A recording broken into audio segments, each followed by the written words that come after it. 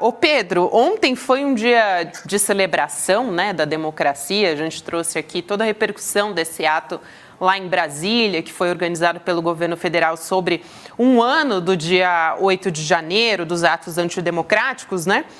Parece que a direita mobilizou justamente as redes sociais, que você acompanha aí muito de perto. Como é que foi essa história? Perfeito, Gabi. É interessante observarmos e levarmos em conta alguns pontos que a gente vem falando aqui desde o ano retrasado, né? Que é como atua o bolsonarismo. O bolsonarismo ele tem esse efeito muito perverso, que é produzir um volume de interações e conteúdos a fim de parecer que eles têm um maior volume de usuários do que de fato eles têm. Então, enquanto no antibolsonarismo um usuário vai produzir ali em média 2,3 em número de interação, o bolsonarismo ele sempre vai atingir 5, 6, né, nesse volume de interações produzidas por usuário, justamente para tentar suprir essa lacuna no volume de usuários que nos últimos anos a gente vê dentro do bolsonarismo.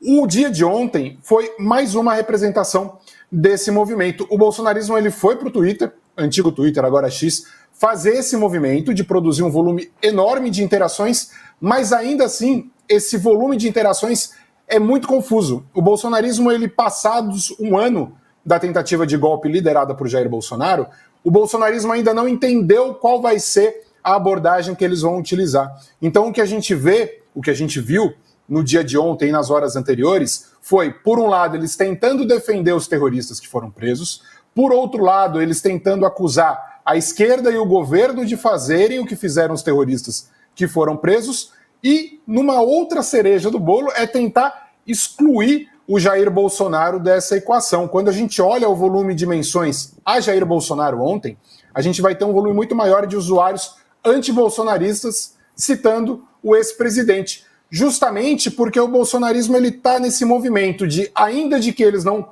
consigam a narrativa dominante nesse tema, isso porque a imprensa faz um papel muito importante, isso é bom a gente trazer esse debate, porque a imprensa mereceu críticas durante muitos momentos do governo Jair Bolsonaro. Mas a forma como a imprensa lidou, aqui boa parte da imprensa tradicional, né, lidou com os momentos pós-ataque golpista do 8 de janeiro até o dia de ontem, foi uma forma muito correta e tentando tratar as coisas como elas são, sem dar o espaço que o bolsonarismo gostaria para dizer o que eles dizem. Então, isso merece um elogio. Marcela, só uma questão que eu estava levantando aqui desde o começo.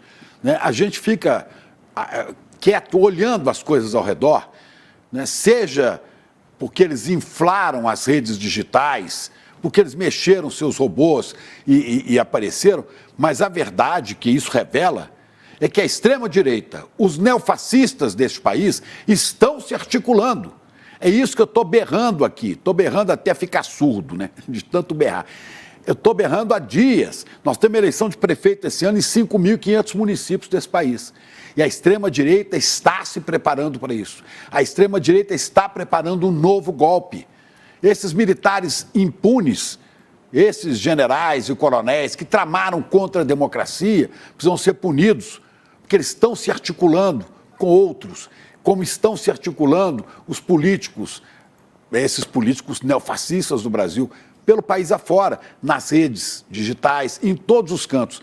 Se a gente não tomar a rédea disso, se a justiça não cumprir o seu papel, e eu sei que o tempo dela é lento, é outro, mas se não fizer isso, sabe, e não desbaratar esse negócio, esses ratos, esses vermes tomam conta do país. Viu? Eu não sei se você detecta essa presença. Tem um ponto, Chico, o bolsonarismo ele já teve um peso muito maior, em grande parte porque até o ano retrasado eles detinham a cadeira da presidência da República, então essa capacidade de pautar o debate político era muito maior. Mas é inegável que o bolsonarismo ele atua ainda como uma milícia nas redes sociais. Dois exemplos disso nas últimas 72 horas são o governador Eduardo Leite, que conseguiu ainda, se propôs, vale a menção honrosa, ele se propôs a peitar o bolsonarismo nas redes sociais e a tentativa de constranger governadores que quiseram participar de uma defesa da democracia, como o governador de Minas Gerais não conseguiu.